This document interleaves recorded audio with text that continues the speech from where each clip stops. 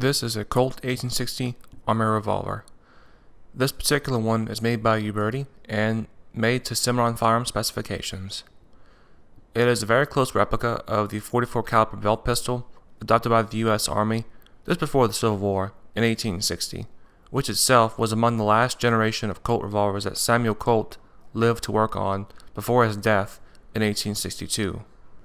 Instead of downsizing the large iron frame .44 caliber Dragoon pistol to get a belt pistol, Colt upsized their .36 caliber Navy by taking the Navy frame and relieving it to accommodate a flared cylinder for the .44 caliber round.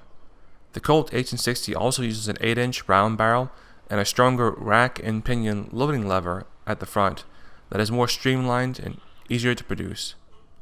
In addition, these were all steel rather than iron framed guns, so they were stronger.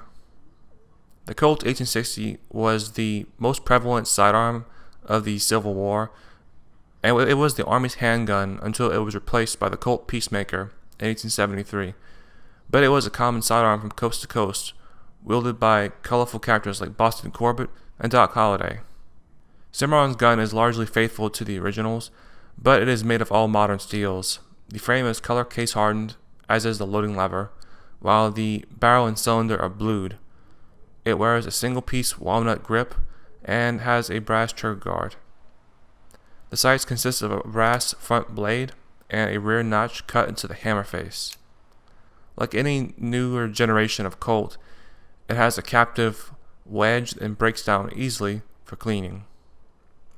It also has the same grooved arbor that keeps Colts working very well, even when they're caked with black powder residue when you're doing a lot of shooting. Now, in the 19th century, the 1860 Army revolver would have been loaded with paper cartridges that used a conical bullet backed by about 30 grains of black powder, like these. But this particular revolver is not cut for paper cartridges. This is a T&E gun, so I'm not going to modify this at all right now. And but we are going to shoot some loose components. We have 200 grain Lee conical bullets and 143 grain round ball. And we'll see how both of these shoot. And of course, we'll just be using our flasks. We're not going to be using any of these paper cartridges right now. Okay, load the 1860 Army. We put our gun on half cock so we can free the cylinder to spin. Alright. And we found an empty cylinder. I go ahead and I loaded 5 more rounds just for convenience sake. No need to waste your time with that.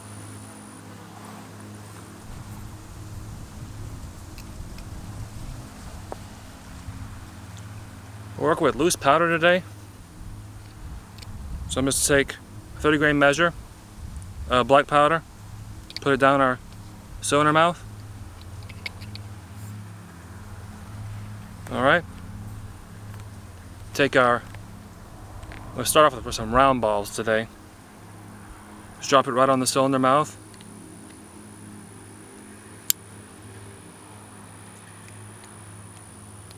Drop your rammer. Seat it. There we go. Okay, next up is to cap the gun.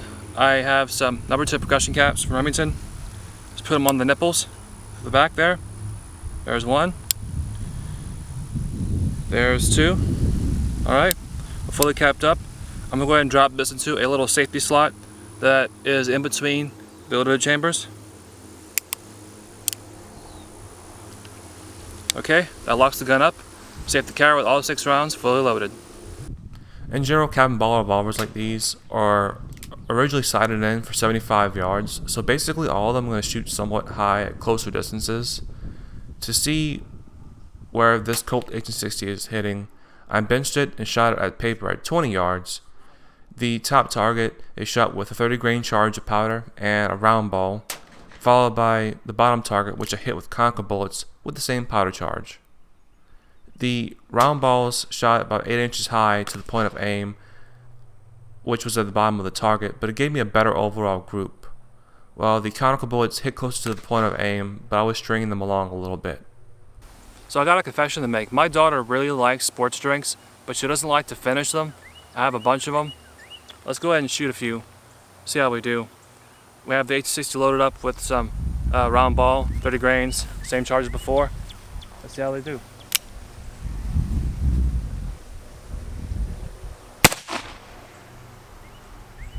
there goes the red. Second red. Oh, making it leak.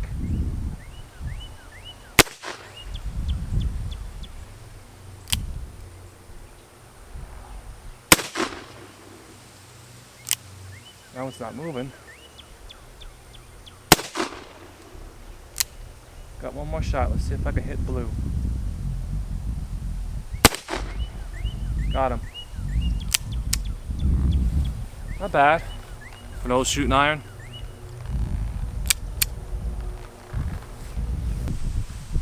Folks, the Cimarron 1860 Army Revolver, it's a very well finished piece.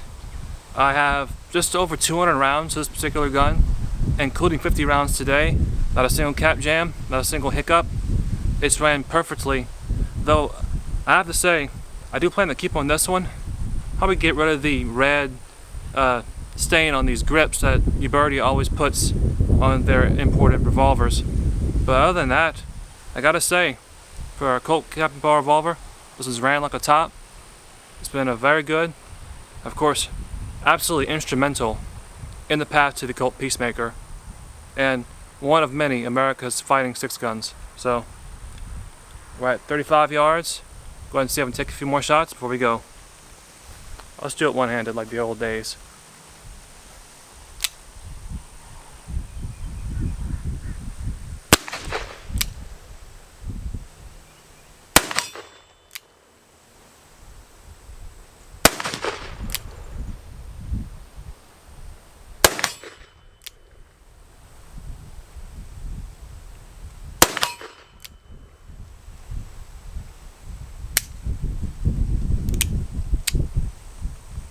I have to count my rounds. Folks, thanks for watching.